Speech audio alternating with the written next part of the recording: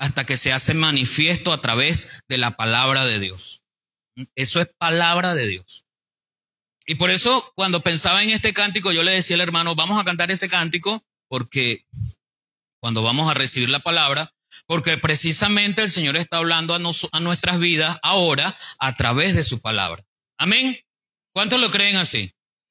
Es a través de la palabra. Entonces, hoy usted se dispone allí en su corazón a recibir lo que Dios quiere decirle a través de la palabra. ¿Cuántos trajeron su Biblia? Pero levante su Biblia, sí. La Biblia aquí. Qué bueno, gloria a Dios. No es que la del celular no sirve, no estoy diciendo que no sirva.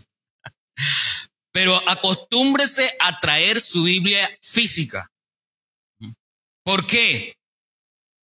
Repito, no es las mismas palabras que usted encuentra aquí en esta Biblia en físico, con papel, la va a encontrar en su celular, ¿no? Es más, la del celular tiene más bondades. Allí puede tener en una misma pantalla diferentes versiones de la Biblia y puede comparar. Si está conectado al internet, puede buscar la definición de una palabra, esto, aquello. Es muy práctico, sí. Pero cuando estamos en una meditación, una predicación, un mensaje, escuchando palabra del Señor, necesitamos concentrarnos. Y a menos que usted quite los datos de su celular, si está en su celular leyendo, le va a llegar una notificación. Llegó el gas. ¡Ay, llegó el gas! ¿Ah? Y se alegra y lo desconecta, lo desenchufa. ¿Ve? Porque llegó el gas y usted está esperando el gas, ¿verdad que sí? ¿Ah? Y es importante, claro que sí, yo no estoy diciendo que no. ¿Ve? Le llega una notificación y dice, pásame tu pago móvil, y le da así un interés, ¿verdad? ¿Qué será que me iban a regalar? Pásame tu pago móvil. No ha leído, pero le llegó, se desconecta, se desconcentra. Entonces lo mejor, hermano, es que usted se despegue de allí de su celular y se conecte con la palabra aquí la palabra.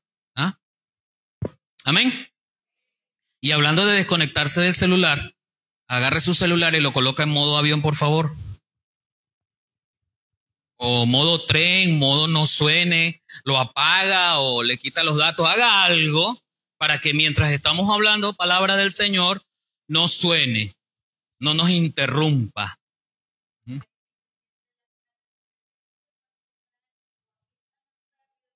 Claro, hermana, tranquila. Y yo entiendo, hay unos hermanos, mire hermano, lo que sucede con nuestros ojos. Hay algunos hermanos que ya ni los lentes le ayudan. Entonces con el celular usted logra agrandar y ver grandote. Yo entiendo todo eso. Pero lo que le estoy diciendo en función de algo que ocurre normalmente. Por eso le dije, a menos que usted se desconecte de los datos y no le va a llegar ninguna notificación, bueno. Pero lo mejor es cargar la Biblia en físico. Amén. Esta mañana quiero que compartamos una palabra del Señor en un libro pequeñito, pero no porque sea pequeñito, es menos importante porque es palabra de Dios. En un libro que solamente tiene un capítulo en el Nuevo Testamento. La carta del apóstol Judas. Así que ubíquese allí. Carta del apóstol Judas. Exactamente antes del Apocalipsis. Hoy sí, claro, como todo el tiempo les ayudo. Carta del apóstol Judas. Como tiene un solo capítulo, no le voy a decir capítulo tal porque tiene un solo capítulo. Vamos a leer el versículo 4, el 10 y el 11. Pero usted tiene la tarea en casa de leer la carta completa. Judas completo, para que entienda qué viene enseñando Judas por revelación del Espíritu Santo al escribir esta carta, cuál es el propósito.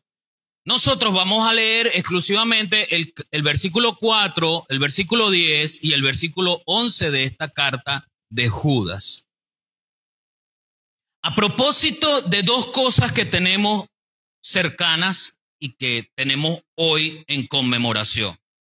Hoy, como congregación, conmemoramos la Cena del Señor, dijo el Señor Jesucristo, para recordar y anunciar para recordar la muerte y la resurrección. Eso tiene un propósito para la iglesia, eso tiene un propósito para sus hijos. ¿Qué significa conmemorar? ¿Qué significa recordar? Y dentro de unos escasos 10, 12 días se celebra a nivel nacional e internacional lo que comúnmente se conoce como la Semana Santa. Que a mí en lo particular, como nosotros no podemos entender el porqué de algunas cosas, yo en lo particular creo que para el creyente las 52 semanas del año deben ser santas. Sin embargo, entiendo que la razón sea no santo por nosotros, sino santo por el evento, que aunque históricamente no es esa semana en el calendario, pues en algún momento fue.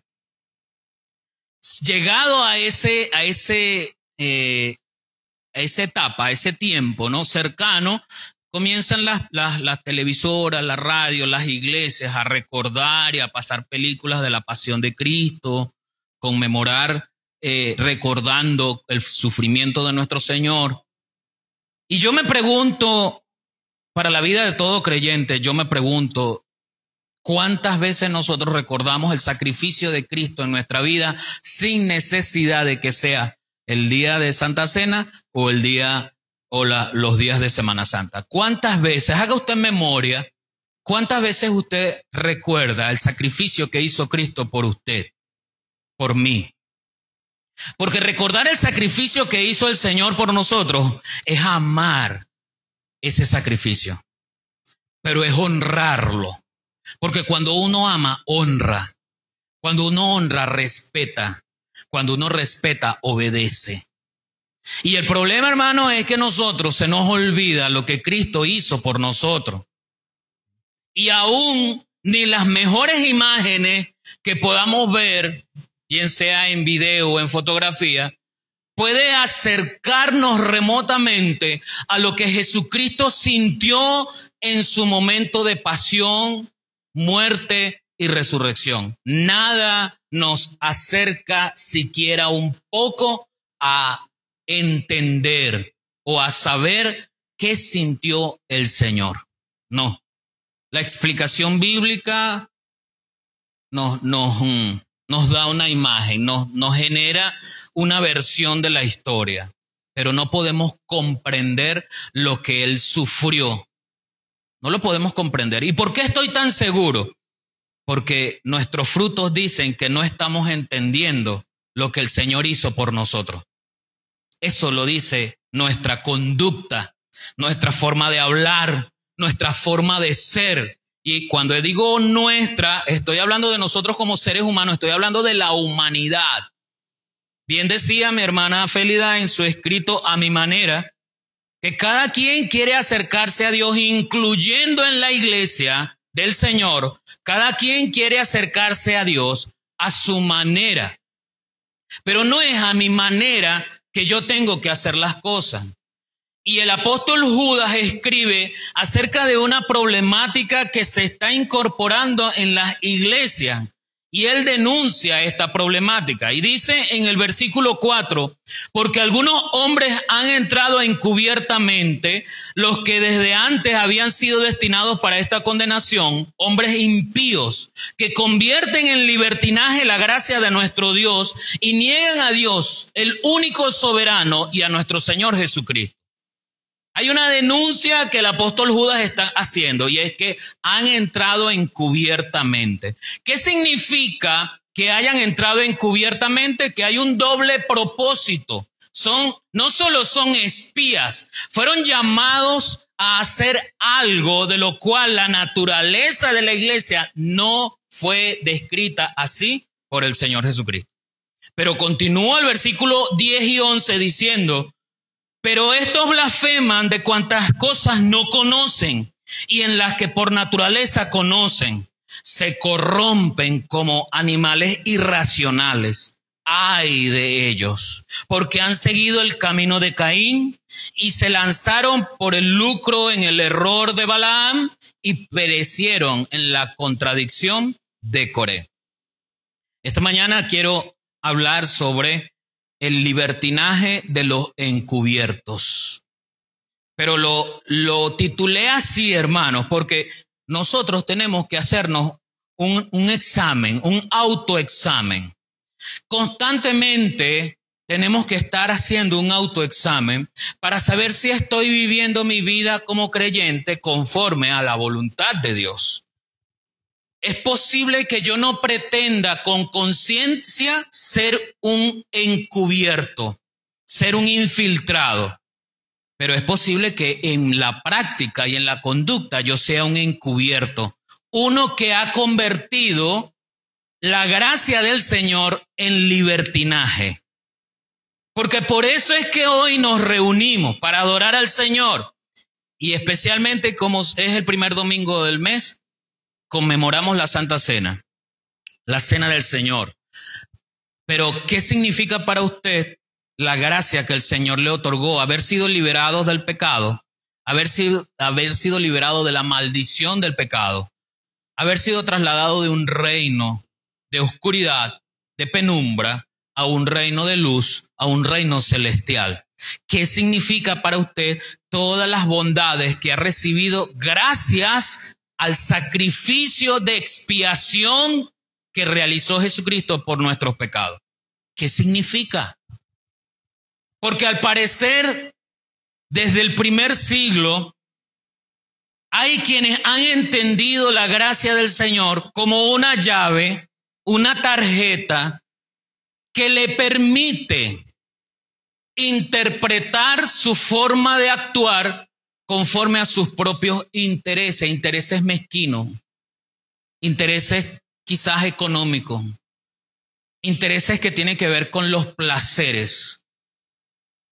Yo no estoy hablando solo de aquellos que entran como ovejas, pero han sido vestidos de lobos. O sea, nunca son transformados, nunca han sido transformados por la sangre, pero se visten de piedad, dice la Escritura. Yo no estoy hablando de eso. Estoy hablando de aquellos que encubiertamente practican una vida de libertinaje gracias a entender la gracia de Dios a su estilo y a su manera. Por eso el mensaje se titula El libertinaje de los encubiertos. Y la idea no es hablar de los encubiertos como si fuesen del mundo infiltrados acá. La idea es mirarnos en un espejo. ¿Seré yo un encubierto y no lo sé? ¿Seré yo un libertino y no lo sé? Cuando hablamos de libertinaje, normalmente hay quienes señalan a las personas que están hablando de libertinaje, porque indudablemente debemos entender lo que es el libertinaje en la práctica, y entonces le decimos, no, esos están achapados a la antigua. No, esos son ortodoxos. Esos no entienden que hay que entrar en la moda. Por eso es que las iglesias de hoy tienen aquí un show. Montan un show. Necesitamos atraer personas. Necesitamos que la predicación se reduzca en tiempo al mínimo. Necesitamos hacer un show. Por eso vemos tanta gente dándole al palto así, la gente cayéndose. Porque eso es un show que atrae. ¿Ves? Por eso, en un congreso que hubo hace como 2 años para hombres, por allá en Norteamérica, salieron las noticias por las redes. Como en medio de ese show, porque era un congreso de hombres cristianos, bajó un hombre con una vestimenta de látex, de esa que se pega al cuerpo, por un tubo ahí, haciendo un acto donde se tragaba una espada. Entretenimiento para tener las bancas y las sillas llenas. Yo prefiero no tener bancas y sillas llenas. No, yo no vine aquí a entretener. Por eso no me va a ver vestido aquí de pirata, Cuando traiga un mensaje sobre los piratas, no me va a ver vestido de pirata. Si me quiere ver vestido de pirata llevándole un mensaje, usted me invita a su casa, me invita a comer y yo me voy como pirata. Pero aquí no me voy a vestir como pirata para dar un mensaje de pirata. ¿Sí me explico, hermano? Porque entonces nos parecemos al mundo. Necesitamos lucecitas para que esto haga tum, tum, tum, tum, tum con las lucecitas. ¿Usted no se siente raro cuando viene y no sirven estos aparatos o no hay luz? Y algunos hasta decimos, ay, el culto estuvo así como raro, ¿verdad? Porque no había luz. ¿Y quién dijo que necesitamos energía eléctrica para que el culto esté o no esté raro? ¿Ve? Porque estamos acostumbrados al show. El libertinaje de los encubiertos. Toca la emoción. ¿Ve? Pero para adorar al Señor, dice la palabra en una conversación que tenía el Señor con la mujer samaritana, es necesario que los que le adoren al Señor adoren con guitarra y con batería. Eso le dijo el Señor. Ah, no le dijo eso. ¿Qué dijo? Es necesario que le adoren en espíritu y en verdad. Eso fue lo que dijo el Señor. Eso es lo que usted y yo necesitamos para adorar al Señor. Y el apóstol Judas entonces dice, estos blasfeman de cuantas cosas no conocen y en las que por naturaleza conocen, se corrompen como animales irracionales. Los animales no tienen razón para pensar el porqué de las cosas. Usted y yo sí. Nos distinguimos de los animales porque nosotros sí pensamos y sabemos por qué estamos haciendo las cosas. Debemos analizarlas, debemos interpretarlas. Hay quienes dicen que las escrituras no deben ser interpretadas. ¿Por qué? Claro que tienen que ser interpretadas. Ya le he enseñado, le he dicho que la escritura, que la Biblia no fue escrita por venezolanos ni para venezolanos. Entonces yo debo interpretar el tiempo en que las escrituras nos narran acerca de David para entender el contexto social, económico, cultural en el cual se desarrolla una historia del rey David, o una historia de Elías, o una historia de Pablo. ¿Me explico? Porque ni siquiera sucedió en este continente. Y recuerde que cada país tiene una forma, un dialecto, una sociedad distinta unos de otros. Imagínense los continentes. Si entre Colombia y Venezuela hay diferentes costumbres y culturas que somos vecinos, estamos en el mismo continente y subcontinente americano, Suramérica. Hablamos como base el mismo idioma, con dialectos distintos, pero el mismo idioma. Ahora imagínense compararnos nosotros aquí en el continente americano con Israel hace más de 2000 años atrás en un punto geográfico muy lejano. Entonces la palabra hay que interpretarla. Ahora bien, comúnmente en toda la congregación hay tres tipos de personas. El apóstol Pablo nos enseña que en una congregación puede llegar el hermano espiritual, transformado, pero espiritual, ¿sí? Transformado por la sangre de Cristo y en crecimiento, en constante comunicación con Dios, aprendiendo de Él. Perfecto, no, pero sí queriendo andar en la santidad preparada por el Señor para nosotros. El apóstol Pablo también nos habla de otro tipo de hermanos.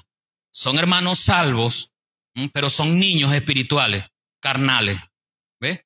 Ese hermano que es salvo, pero es que ese hermano que anda preocupado porque no lo saludó.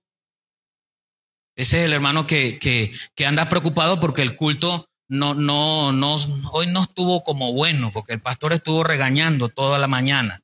Entonces no tuvo el culto bueno. El culto está bueno cuando y brincamos y aplaudimos y alabamos. Entonces, como hoy no se cantó ningún coro de brincar y de alabar, sino puros himnos, esa iglesia más aburrida, puros himnos. Ese es el hermano carnal. ¿Ves? Y el apóstol Pablo también nos dice que hay lobos vestidos de ovejas dentro de las congregaciones. Dice, salieron de nosotros, pero no eran de nosotros. Esos son tres tipos de hermanos. tres tipos de personas que pueden llegar a una congregación local. No a la iglesia del Señor, estoy hablando de la congregación local. Jesucristo es amor en el cambio, Jesucristo es amor en la esperanza, Jesucristo es amor en Santiago Mariño, para no decir otra denominación, porque estamos transmitiendo. Pero lo importante, hermanos, es entender que todo esto se sujeta a acontecimientos de los cuales los grandes hombres de Dios que escribieron la palabra, siendo revelados por el Espíritu Santo acerca de esos acontecimientos, nos advirtieron de la llegada posiblemente de personas que iban a actuar en libertinaje, corrompiendo a los demás. Estaba viendo en estos días una imagen, un video de una imagen que colocaron una fresa podrida y la pusieron con un palillo, la juntaron pegadita con otra fresa buena. Y esa a su vez con otra. Fueron 3 fresas, pero habían 2 buenecitas, bien bonitas, rojitas, y había una que estaba podrida. Cuando la juntaron, colocaron un reloj en el paso del tiempo y la podrida pudrió a la siguiente y la siguiente pudrió a la siguiente. Ese es el mensaje de aquellos que pisan la gracia de Dios. Contaminar. Y se contamina quien no está tomado realmente, espiritualmente del Señor. Porque es que en lo emotivo, muchas personas, hermanos, déjenme decirle algo, que yo lo he dicho también en otras oportunidades. Muchas personas que toman este micrófono, no este en particular, estoy hablando del micrófono, ¿no? Estoy hablando de las personas que tienen una elocuencia para trabajar con las emociones de la masa. Compartía en estos días con alguien y le decía, qué tremendo fue para Pilato cuando, eso fue en los caballeros, creo. Para Pilato, cuando queriendo salvar al Señor, los fariseos pudieron manipular a las masas y pudieron manipular, a través de las masas pudieron manipular a Pilato. ¿Ve? Las masas estaban ahí, muchas de ellas ni pendientes. Pero cuando Pilato sale y les dice, ¿a quién suelto? ¿A Barrabás, que es un ladrón, o al Señor? ¿O a Jesús? La multitud no había respondido. Quienes empezaron a manipular a la multitud para que respondieran fueron los líderes de los fariseos. 4 o 5. Una cantidad pequeña frente a la multitud que había allí. Y cuando ellos empezaron a decir Barrabás, Barrabás, Barrabás, todo el mundo empezó a repetir Barrabás, Barrabás, porque nosotros nos convertimos en repetidores de las cosas sin darnos cuenta de qué es lo que estamos repitiendo. A la multitud siempre es sencillo manipularla. Basta con que yo toque la fibra emotiva. Basta con que yo le diga, cierre sus ojos y piense en su mamá, piense en su hermano, piense en su hijo. Y ahí toco la fibra emotiva y voy trayendo eso, manipulando pensamientos para hacerlo creer algo que no es así. Eso funciona psicológicamente a nivel de las multitudes. Los políticos, los que quieren conseguir el aplauso, las iglesias grandes, donde usted solamente lo que escucha es lo almático, cómo te sientes, has sido llamado para triunfar, has sido llamado para vencer, pero no estamos enseñando que la palabra dice el Señor, en el mundo tendréis aflicción. Entonces el libertinaje de los encubiertos predica desde acá y desde allá, con las palabras y con las acciones. Tú no puedes ser pobre, tú no puedes estar triste, tú no puedes estar en sufrimiento. Ese es el libertinaje de los encubiertos. Y dice la palabra, en la descripción que hace el apóstol, dice el apóstol Pedro concuerda con Judas, y él escribe en su segunda carta, en el versículo 1 del capítulo 2, pero hubo también falsos profetas entre el pueblo, como habrá entre vosotros falsos maestros, Y esos falsos profetas que hubo, como habrá esos falsos maestros, dice el apóstol Pedro, introducirán encubiertamente herejías destructivas. Y aún negarán al Señor que los rescató, atrayendo sobre sí mismo destrucción repentina. Y en el versículo 14 de ese mismo capítulo dice, tienen los ojos llenos de adulterio, no se sacian de pecar, seducen a las almas inconstantes. ¿Se da cuenta de lo que le decía acerca de lo emotivo, cómo podemos manipular las emociones?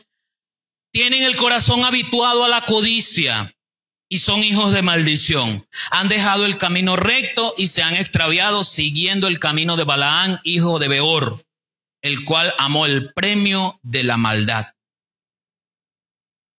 Eso lo está denunciando el apóstol Pedro. Judas hace lo mismo, dirigiendo la carta a otras iglesias. Pero Judas hace el resumen de 3 aspectos de los cuales hoy yo quiero que de forma resumida podamos tocar.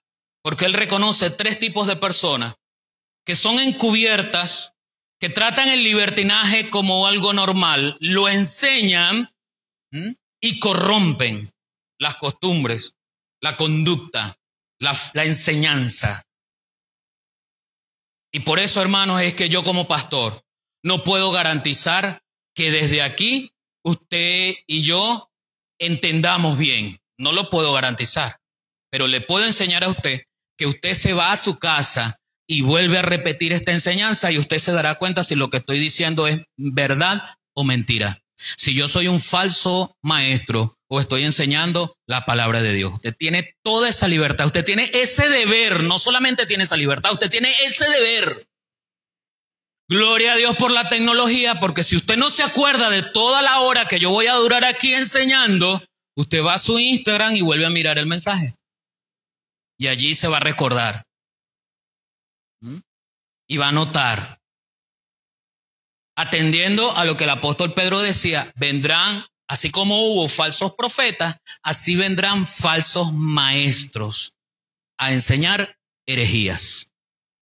Entonces el Judas hace un recordatorio de en el Antiguo Testamento 3 tipos de personas que trabajaron mal, que hicieron las cosas mal.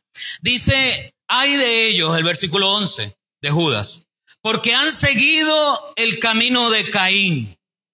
¿Usted se ha puesto a pensar cómo fue el camino de Caín? El camino de Caín fue violento. El sendero que caminó Caín fue violento, fue mezquino. Caín representa para nosotros un corazón asesino, un corazón que lleno de odio y lleno de envidia lo llevó a matar a su propio hermano, a su propia sangre. Caín representa un corazón infiel. No fue infiel, no fue fiel ni a su hermano, mucho menos a Dios. No fue fiel. Caín representa un corazón lleno de deseos egoístas. Porque como Dios no miró bien mi ofrenda, yo quería que Él mirara bien mi ofrenda. Yo quería que Dios me tomara en cuenta. Pero como no me toma en cuenta, me voy. Me voy de la iglesia porque no me toman en cuenta. Me voy de la iglesia porque ni me nombran. Me doy de la iglesia porque no sirvo para nada allá. Eso representa el camino de Caín. Dice la palabra en Génesis 4, versículos 5 al 8. Pero no miró con agrado a Caín y a la ofrenda suya. Esto es Dios. Y se ensañó Caín en gran manera y decayó su semblante. Mire cómo se empieza a recorrer el camino de Caín. El camino de Caín se comienza a recorrer cuando nuestro semblante decae porque algo no salió conforme a mi corazón decía. Ese es el camino de Caín. Esa es la puerta que estoy abriendo para transitar ese camino, que usted sabe cuál es el fin de ese camino: matar. El fin de ese camino es matar. Decae es el semblante de Caín. Su motivación se minimiza hasta niveles casi nulos. Pero como su motivación minimiza a niveles casi nulos, su odio crece en una relación inversamente proporcional a esa disminución de la motivación de presentarle a Dios una ofrenda. Pero resulta, hermanos, que esa motivación no era genuina. Cuando usted va a presentarle una ofrenda al Señor y esa ofrenda es su vida, si usted viene a presentarle la ofrenda al Señor para que el Señor le dé algo, esa motivación no es genuina. Porque usted no tiene que venir a presentarle la ofrenda al Señor para que el Señor le dé algo. Dice la palabra, entrad por sus puertas con acción de gracia. Esa es la motivación. Gracias, Señor. Aquí está mi vida. Mi vida es tuya. Ordénala, transfórmala. Y lo hago por acción de gracia. Cuando hay un interés distinto y algo no sale conforme a ese interés, mi semblante decae. Y empiezo a transitar el camino de Caín.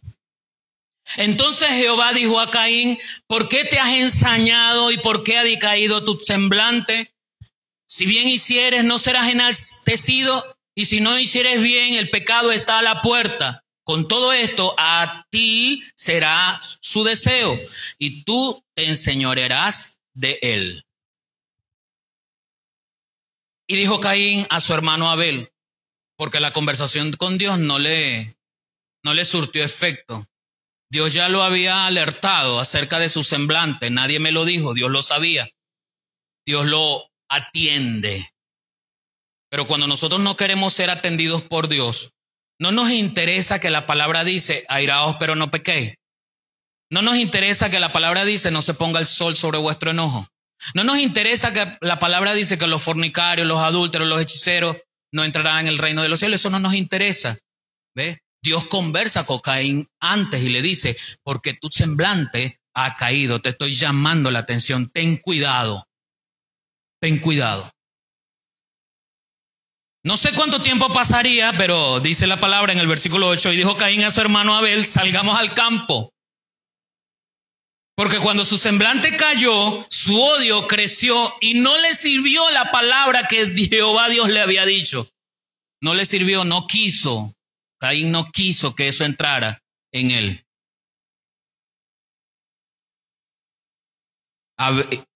Y aconteció que estando ellos en el campo, Caín se levantó contra su hermano Abel y lo mató. Ese es el fin del camino de Caín, el asesinato. El asesinato. El apóstol lo resume así, el apóstol Juan en su primera carta. Capítulo 3, versículo 12, dice, no como Caín, que era del maligno y mató a su hermano. ¿Y por qué causa lo mató? Porque sus obras eran malas y las de su hermano eran justas. Recorrer el camino de Caín es que nuestras obras tengan un interés distinto. Nuestras obras tengan un interés para, no porque. ¿Sí? La palabra dice que nosotros fuimos salvos no por obra, dice Efesios, para que nadie se gloríe. Pero esa gracia que recibimos del Señor nos preparó de antemano para nosotros hacer buenas obras. Entonces nosotros estamos llamados, sí, a hacer buenas obras porque somos salvos, no para ser salvos. Son distintas las cosas. ¿Ves? No es la teología de la salvación a través de las obras. Yo no hice nada, ni puedo hacer nada. Lo decía el domingo pasado en la meditación que teníamos en la mañana acá, sobre la gracia, ¿se acuerdan? Una lección de gracia. Y le decía, yo no puedo comprar la gracia del Señor, ni puedo merecerla, porque no es por obra, para que nadie se gloríe. Pero indudablemente, una vez que hemos entrado en la gracia del Señor, hay obras, hay buenas obras que han sido preparadas por Dios para que yo haga, porque soy salvo. Las obras de Caín no eran porque era agradecido, era para agradar. El camino de Caín, peligroso este camino. El camino de Caín representa la religión sin fe, la religión con obras detalladas en lo que yo hice, pero si yo predico mucho, pero si yo no me pelo un culto, pero si yo limpio, pero si yo esto, pero si yo esto, y esto, y esto, y esto, pero si yo hago, pero si yo soy el diácono, yo soy el pastor, yo soy el apóstol, yo soy el profeta, yo soy. Eso representa el camino de Caín. El camino de Caín representa el orgullo del ser humano, la altivez de que lo que yo hago es lo único que está bien. De que lo que yo doy, eso sí es más importante. Eso representa el camino de Caín. El apóstol Pablo dice en Romanos 10, 1 al 4, hermanos, mi mayor deseo y mi oración es que Dios salve a todos los judíos. Puedo decir esto en su favor, hacen un gran esfuerzo para honrar a Dios, pero no entienden lo más importante. No han entendido cómo es que Dios nos aprueba.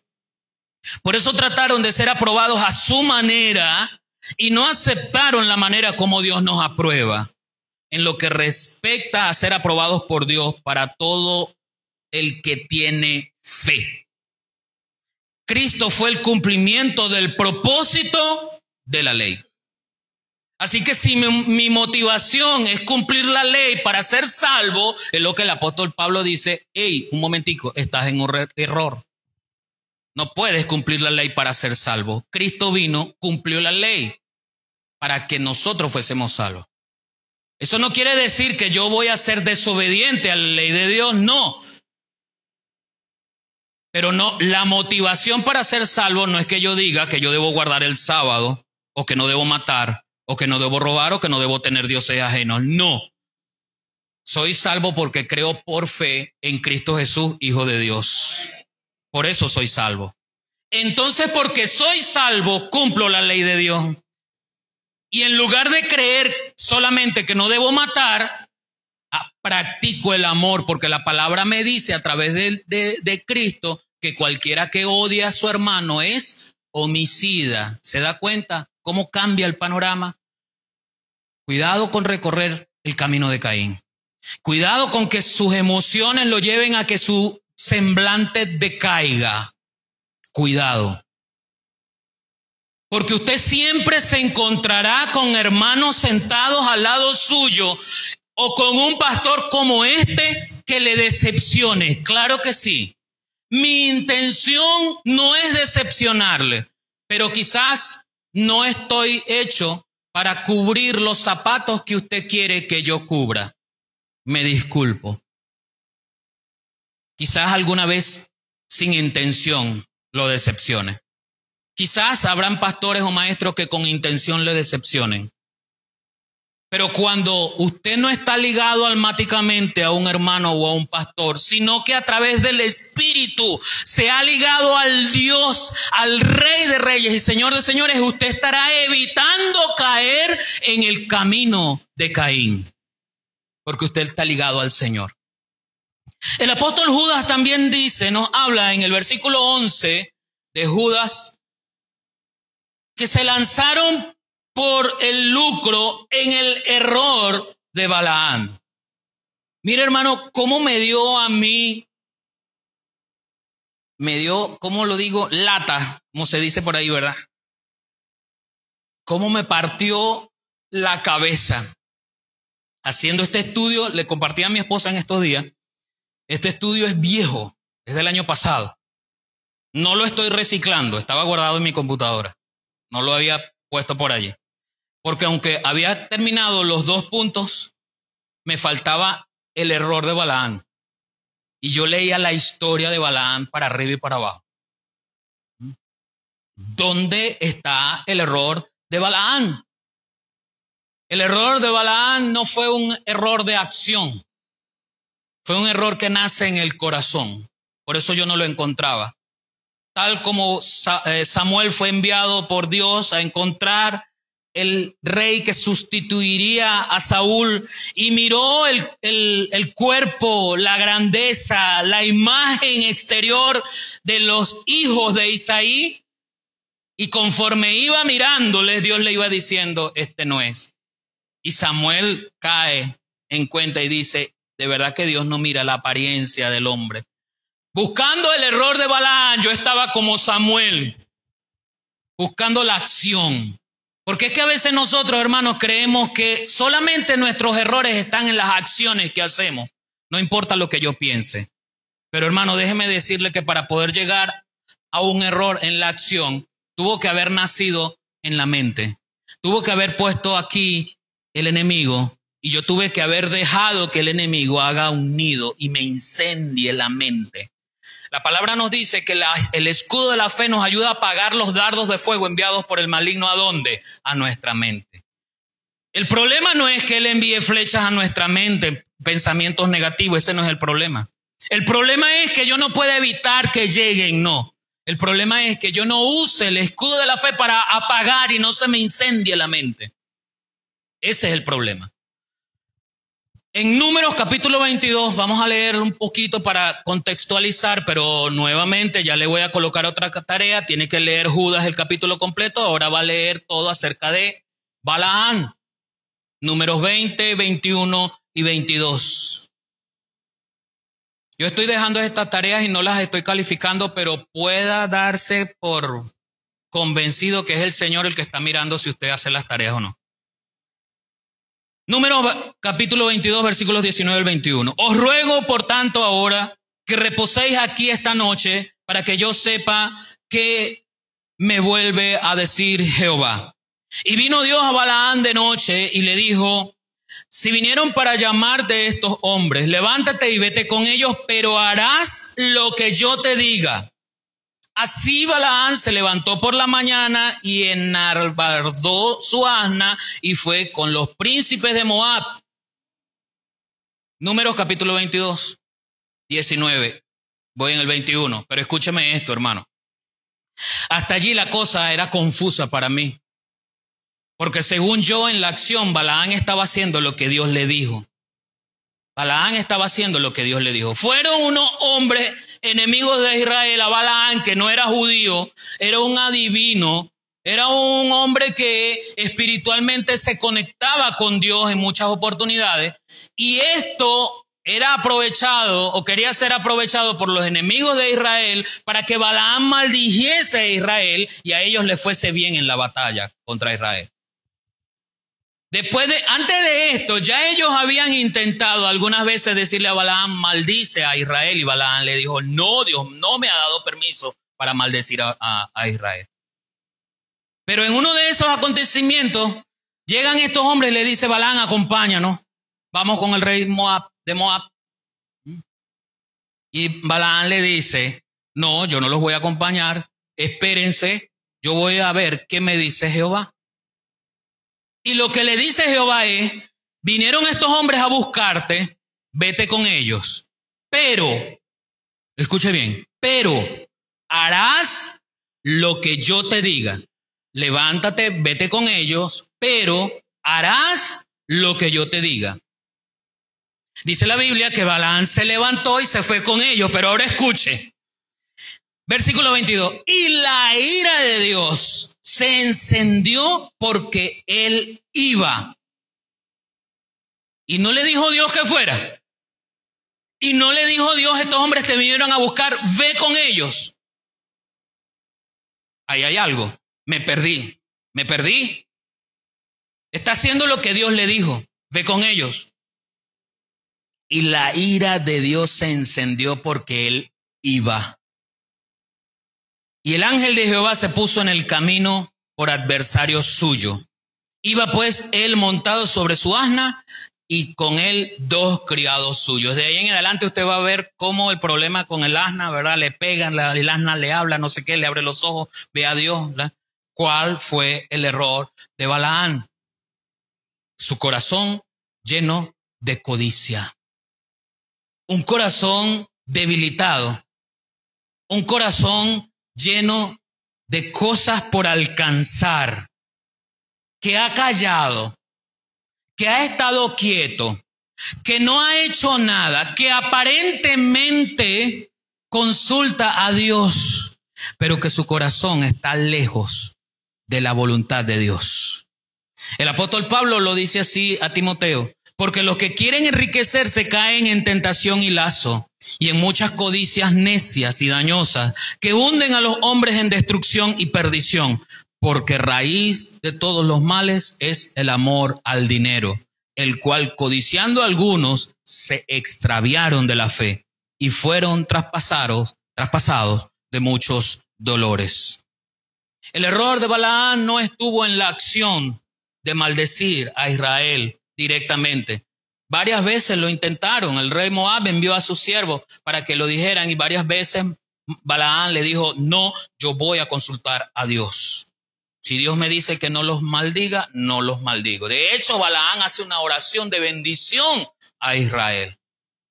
Pero el apóstol Judas y Pedro recuerdan y hablan del error de Balaam que nace en un corazón codicioso.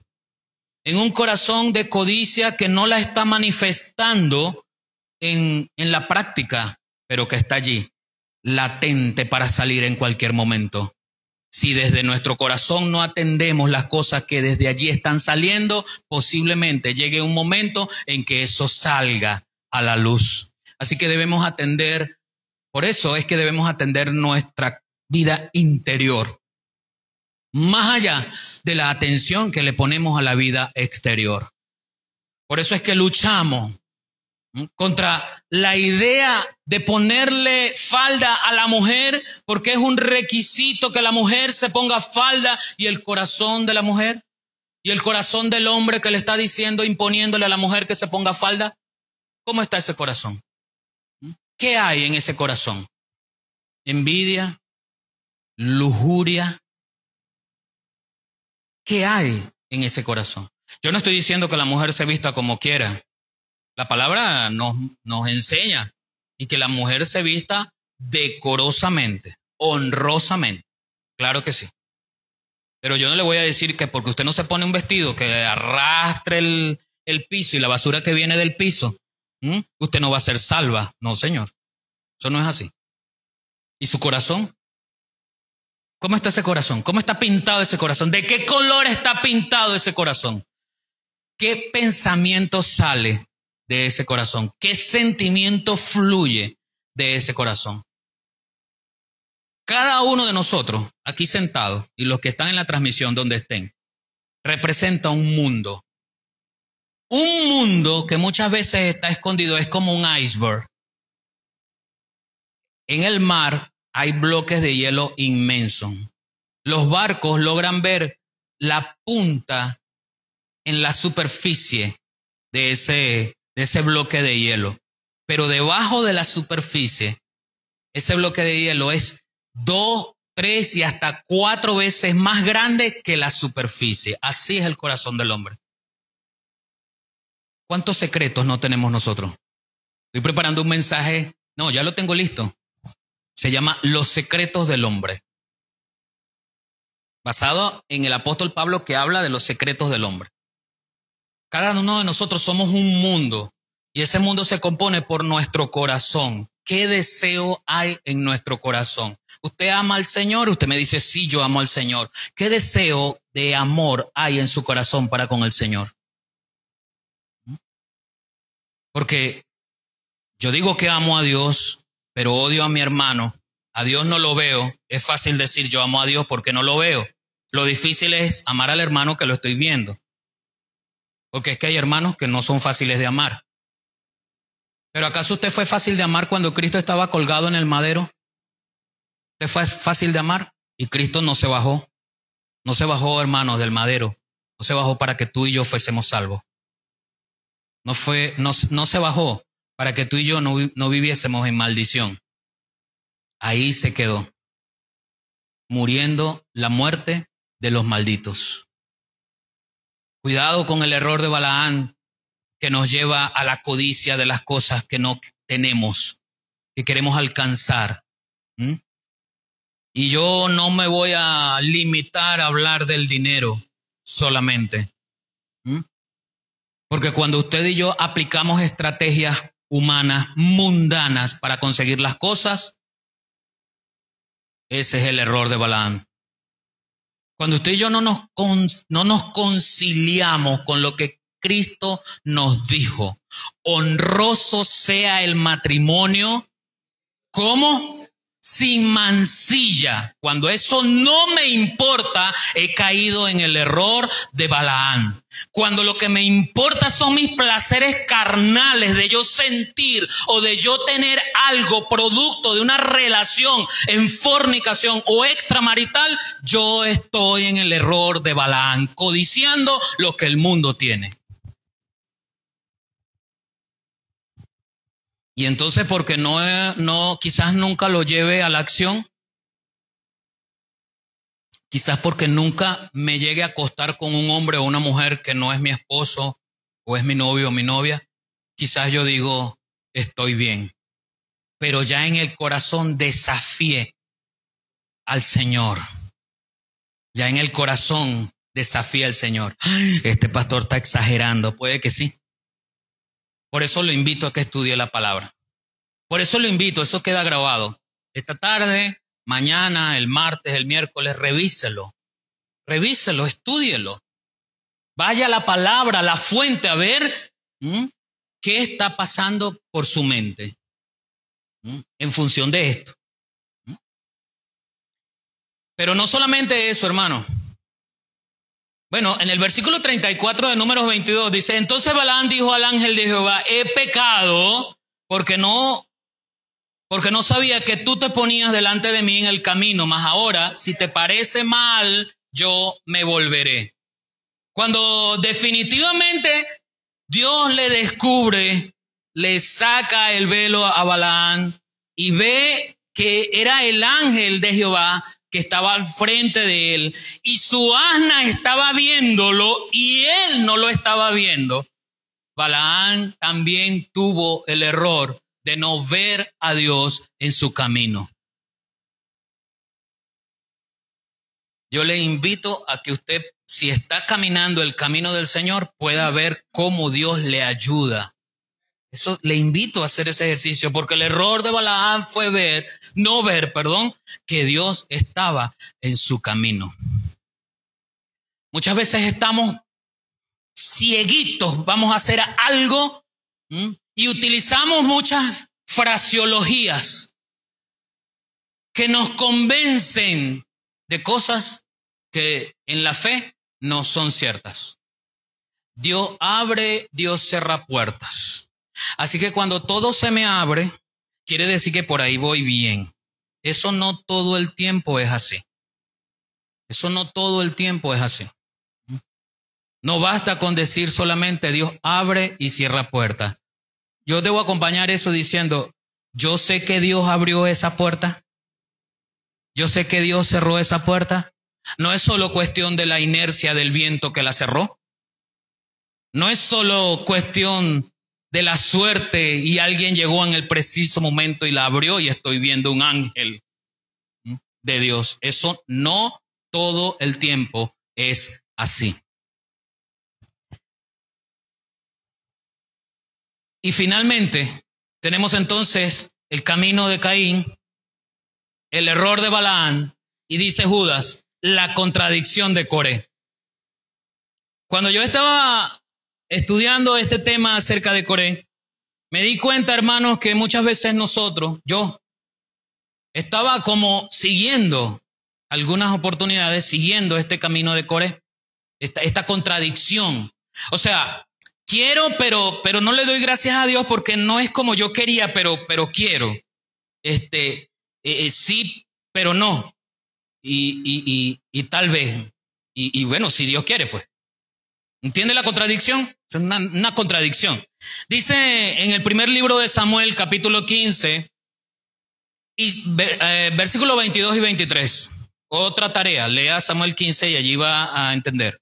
Y Samuel dijo, se complace Jehová tanto en los holocaustos y en las víctimas, como en el que obedezca a las palabras de Jehová. Ciertamente el obedecer es mejor que los sacrificios y el prestar atención que la grosura de los carneros. Porque como pecado de adivinación es la rebelión y como ídolos e idolatría la obstinación. Por cuanto tú desechaste la palabra de Jehová, él también te ha desechado para que no seas rey. La contradicción de Coré se manifiesta en la rebelión. Coré, siendo parte del pueblo, habiendo visto las maravillas y los milagros de Dios, se levanta contra Moisés y Aarón. Y no solamente se levanta contra Moisés y Aarón, sino que empieza en una murmuración, ¿verdad? En una murmuración a tratar de conquistar aliados y corazones. Epa, mira, vengo a visitarte porque tú sabes que Moisés me parece que está loco, no está haciendo las cosas bien. ¿Qué te parece a ti cómo estamos? ¿No te parece que Moisés está haciendo algo injusto? Y el receptor, ¿verdad? Puede ser movido a, oye, si no me había dado cuenta hasta que tú me estás diciendo eso, mira. Moisés, como que, vamos a hablar con Pedro a ver si qué nos dice Pedro. Y se van los dos, ¿verdad? A conquistar a Pedro. Estoy hablando de un Pedro cualquiera, no de Pedro el apóstol. Epa, chico, ¿no será que Moisés, no estás viendo raro a Moisés cómo está la cosa? Logran conquistar a Pedro y se van con María. Epa, María, aquí estamos nosotros preocupados por un celo, porque tenemos celo del Señor. Tenemos celo por la obra, es que nos preocupa la obra, nos preocupa. ¿Estás viendo la actitud de Moisés? Está así como autoritario, como gritón. ¿Te parece que eso está como fuera de...?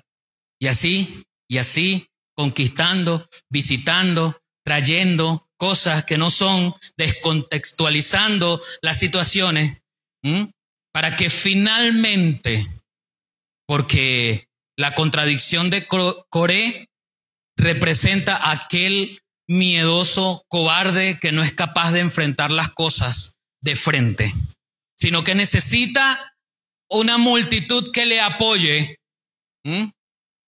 Se convierte en un pseudo líder en contra, que comenzó con la murmuración y se rebela, en este caso, contra Moisés. Y yo quise traer el ejemplo de Samuel, porque lo mismo sucedió con Saúl. Se rebeló contra Dios. Y en su rebelión contra Dios, acudió a todo aquello que Dios había prohibido para el reino de Israel.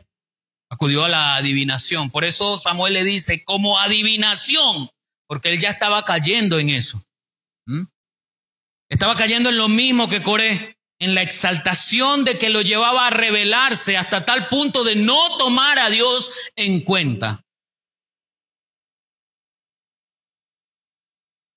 Coré representa la negación a la autoridad. Escúcheme, hermano. Esto yo no estoy diciéndolo porque usted o alguien se rebele contra mí. No. Yo no estoy diciendo que como pastor usted debe absoluta obediencia a mí. Dios me libre. Lo he dicho antes y lo repito ahora. Usted a mí no me debe obediencia. No, señor. A mí la que me debe obediencia aquí es mi hija, más nadie. Es mi hija. Nada más. Yo aquí estoy puesto por el Señor para enseñarle a obedecer la palabra. Y usted obedece la palabra. Más nada. Si usted quiere obedecer la palabra, gloria a Dios. Si no la quiere obedecer, gloria a Dios. Pero usted a mí no me debe obediencia. Yo no estoy hablando de aquí de que usted se rebela contra mí. Aunque puedo decirle que si tiene que decirme algo que está inconforme en contra de mí, llámeme y dígamelo y no murmure. Eso sí, se lo tengo que decir. Porque es el ejemplo de la contradicción de Coré contra Moisés. Pero como voy a hablar del hecho de la negación de la autoridad, usted no tiene que negar mi autoridad. Yo aquí no tengo autoridad sobre su vida personal. Como iglesia, sobre algunos elementos administrativos y de traer la palabra, tal vez. Pero sobre su vida no. Usted viene, pastor, mire, ¿usted le parece? Me voy a casar con fulano. La palabra dice, no es una y en yugo desigual con los incrédulos, pero usted verá a ver qué va a hacer. Es un incrédulo y de todas maneras se va a casar. Bueno, ¿y yo qué voy a hacer? Yo no me voy a poner o sea, hágalo, cásese. ¿Ve? ¿Sí me explico, hermano? Y eso ha pasado aquí. Eso ha pasado. O sea, yo no tengo esa autoridad personal sobre su vida. No, señor. Pero escuchen lo que la palabra dice el apóstol Pablo a Timoteo en la segunda carta, capítulo 3.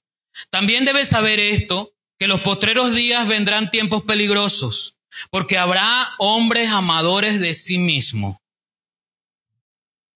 avaros, vanagloriosos, soberbios, blasfemos, desobedientes a los padres, ingratos,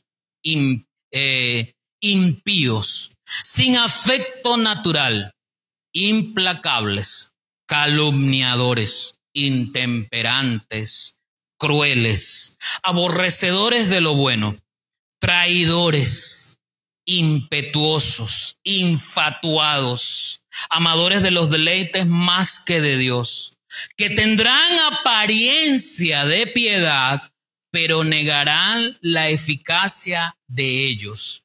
A estos evita. Es una advertencia que está dando el Señor. Yo cumplo con decirla. Yo aquí no estoy señalando quién tiene este conjunto de características negativas. Pero indudablemente usted se tiene que dar cuenta. Y cuando un hermano o una persona llegue a su casa con estas características a hablar mal del pastor o de otro hermano, usted debe entender esto. Es su responsabilidad. Si usted cae en esa red, en esa maraña, usted está siendo responsable de no escudriñar la Escritura. Y si usted no escudriña la Escritura, usted no es bienaventurado. ¿Qué dice el Salmo 1:1? Bienaventurado el hombre que no anduvo en consejo de malos. ¿Por qué bienaventurado? Porque medita en la palabra de día y de noche. Entonces, si usted no medita, si yo no medito y me dejo cautivar por estas cosas, ¿de quién es la responsabilidad? Del pastor. Pues en este caso le digo algo, ya como Pilato yo me estoy lavando las manos, porque ya lo estoy enseñando. La pelota ha sido pasada al terreno suyo. Le toca a usted. Le toca a usted no caer en la contradicción de Coré, que si sí, que si no. Que sí es, pero que no es. Que me gusta, pero no me gusta. Le toca a usted. Y si usted sabe lo que al final pasó con Coré, cómo la tierra se abrió, se tragó a Coré y a su familia. Y a su familia. Porque el problema de esto es que nosotros nos contaminamos y contaminamos a nuestras familias. Contaminamos a los que tenemos alrededor. Un corazón lleno de odio, intemperante. ¿Usted sabe lo que significa una persona intemperante?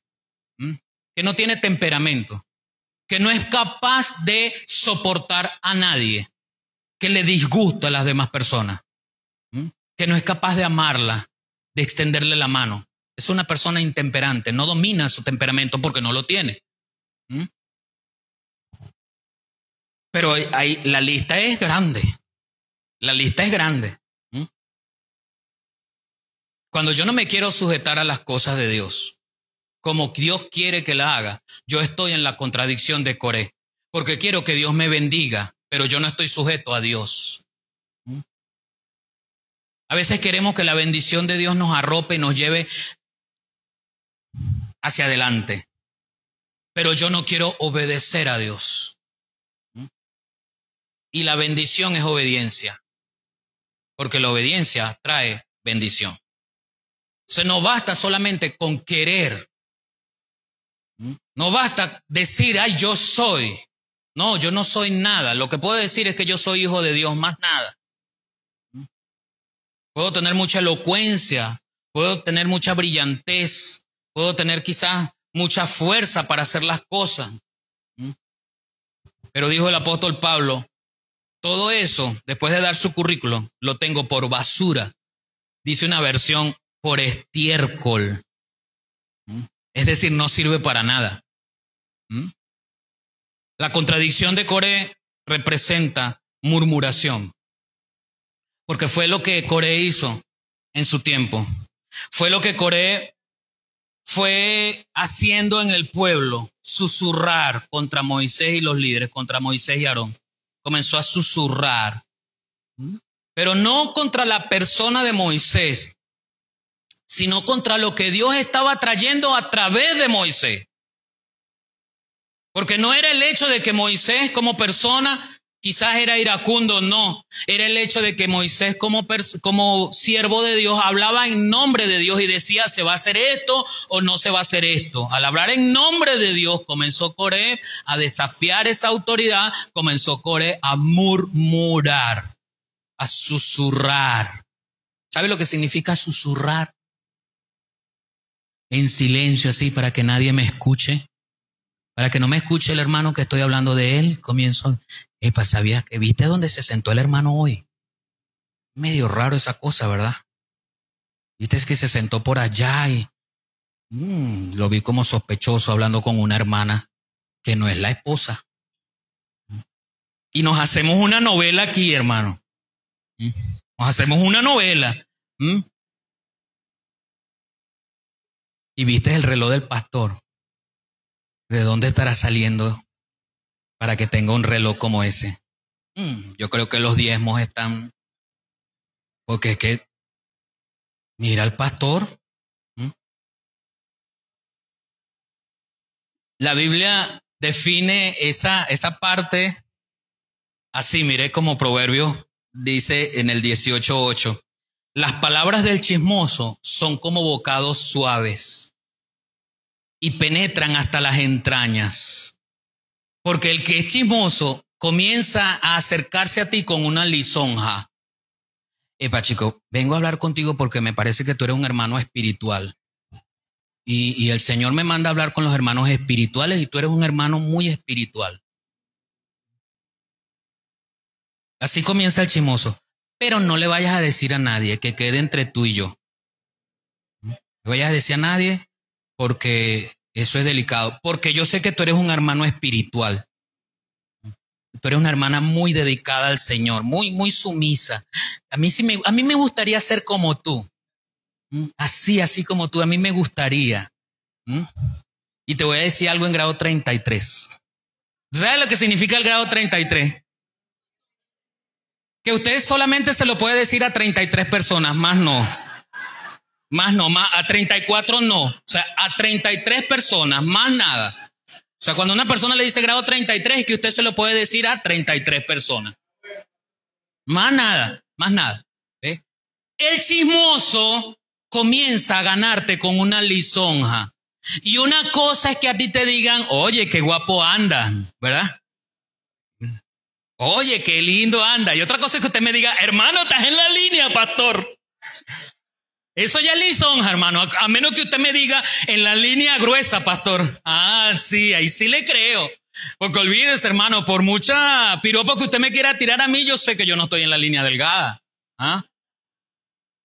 ¿Sí me explico lo que le estoy diciendo? Hermano, te ves radiante como de 15. Sí, ¿verdad? 15 aquí, 15 aquí, 15 aquí. Así sí, tal vez. El chismoso te gana con lisonjas que van a lo profundo del alma, porque dice la palabra que penetra hasta las entrañas. Claro, como yo gané con lisonja, el chisme se va a penetrar hasta lo profundo, hasta allá, hasta adentro. 2 Timoteo 2:16 dice, el Señor, mire esto, yo no puedo evitar ser chismoso. No puedo, quizás. Yo no puedo evitar que usted sea chismoso. Usted no puede evitar que yo sea chismoso. Pero el apóstol dice, mas evita profanas y vanas palabrerías, porque conducirán más y más a la impiedad. Y hay una exhortación que Pablo le da a Timoteo también en la carta, a Tito, en la carta a Tito capítulo 3 versículo 2. Que a nadie difamen, dice, que no sean pendencieros, sino amables, mostrando toda mansedumbre para con todos los hombres. Coré no quería mostrar mansedumbre. Coré era pendenciero, quería crear problemas. Coré estaba difamando a Moisés. Pero el apóstol Pablo le está diciendo cómo es un verdadero hijo de Dios. ¿Sabe lo que significa difamar? Decir mentiras en contra de la persona de alguien. Eso es difamar. Recientemente estaba viendo una publicación de alguien, porque en las redes se difama mucho. En las redes se difama mucho. Cuidado, hermanos, cuando vamos a colocar una noticia que la hemos tomado de otro lugar sin averiguar la fuente de esa noticia, ¿ve? Sin ver incluso la fecha, que salió un virus, que no sé qué, yo lo coloco allí, generó un impacto y eso fue en el 2014. ¿Ve? Entonces yo estoy generando una inquietud. ¿Sabía usted que por la noticia, por las redes, y ahorita más con lo del tema de la inteligencia artificial, usted puede tomar una foto de una persona, inclusive la suya misma, y ahorita hay una moda de un programa que coloca las fotos de uno en caricatura. Yo puedo tomar una foto de una persona y desnudarla, publicarla y decir, este está haciendo esto. Eso se puede hacer. Eso es difamar. Eso es engañar sobre la persona de alguien. Y en estos días estaba viendo una noticia que es una media verdad con una foto de alguien que no está metido en eso. Yo creo que le dije en estos días que había una noticia en las redes de una yo no puedo llamarla iglesia, una secta, ¿no? Que estaban vendiendo terrenos en el cielo a no sé cuántos dólares. Le comenté eso, ¿no? Que estaban vendiendo terrenos en el cielo a no sé cuántos dólares. Bueno, esa noticia la volví a ver, pero pusieron la foto de un pastor. Un pastor que no está, no voy a decir su nombre, pero él no está con esa ideología. Eso es difamar a alguien. Entonces usted se mete, lee los contenidos y somos fáciles de convencer por una foto. Y Dios, pero mírenlo, y no sé quién, y no sé más, y no sé qué, y empezamos a seguir difamando por un montaje. O sea, no todo lo que yo veo, no todo lo que me dicen, sobre todo, hermano, cuando una persona se acerca a usted a decirle, te voy a decir algo, y no le digas a nadie, eso es de dudosa procedencia. Eso es de dudosa procedencia. No cabe allí. No lo escuche. ¿No quieres ser descortés? Entonces dígale, ya va, no me digas, vamos a orar. Vamos a orar. No me digas, vamos a orar por eso. Que el Señor sea. Si es así, el Señor va a revelar, hermano, porque el Señor, la palabra dice que lo oculto sale a la luz. Aunque nosotros queramos burlarnos de Dios, eso sale a la luz. ¿Ah? Pero nuestra cuestión no es seguir siendo parte de la insistencia del hombre en caer en la contradicción de Coré. Para usted y para mí, el apóstol Pablo dice lo siguiente, Filipenses 2:14. Haced todo sin murmuraciones y contiendas. Cuando usted va a hacer algo, cuando usted lo llaman para que venga a barrer la iglesia, el templo aquí, a limpiar, y usted va a venir con la idea de que usted es el único, que usted no hay más nadie, que más nadie ayuda, que usted, mejor no venga. Mejor no venga. Si usted va a venir con la idea de que jamás ha visto aquí a Pedrito limpiando, mejor no venga. Haced todo sin murmuraciones ni contiendas, dice la palabra. Si usted lo van a llamar para que ayude a servir los refrescos, los vasos, el jugo, el té, el café, qué sé yo, y usted lo va a hacer, bueno, diciendo que aquí que no hay más de nadie, que solamente me llaman aquí, mejor no lo haga. La palabra dice, haced todo sin murmuración ni contienda. Es más, el apóstol enseña en otro caso, en otra oportunidad, que lo debemos hacer con amor, como para el Señor. Entonces al Señor le servimos como siervos inútiles, con la cabeza agachada, con vergüenza de que no podemos hacer más, sino que somos inútiles porque medio hacemos lo que nos fue encomendado a hacer. Eso lo dice el apóstol. Hace todo sin murmuración y contienda.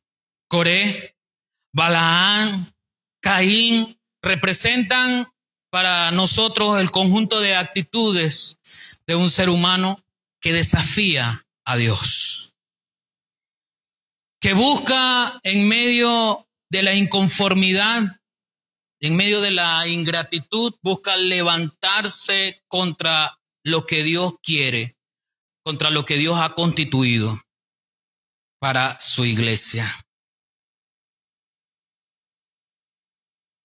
Lo que tú y yo debemos hacer para alejarnos del libertinaje es complementar nuestra vida con la palabra, de tal manera que la palabra nos enseñe verdaderamente a valorar el sacrificio de Cristo en la cruz del Calvario. Cierre sus ojos por un momento. Y en medio de todo esto podemos pensar, podemos admitir, me equivoqué, Señor, pero puedo estar aquí arrepentido para decirte, Señor, perdóname, te amo. No he valorado, no puedo pensar a decir, quizás no he valorado, no he valorado el sacrificio de Cristo en la cruz del Calvario, no lo he valorado como debe ser. Perdóname, Señor. Perdóname porque he sido en muchas oportunidades como Coré. Quizás, Señor, no me he dado cuenta. He sido en otras oportunidades como Balaam. He sido en otras oportunidades como Caín. Perdóname, Señor.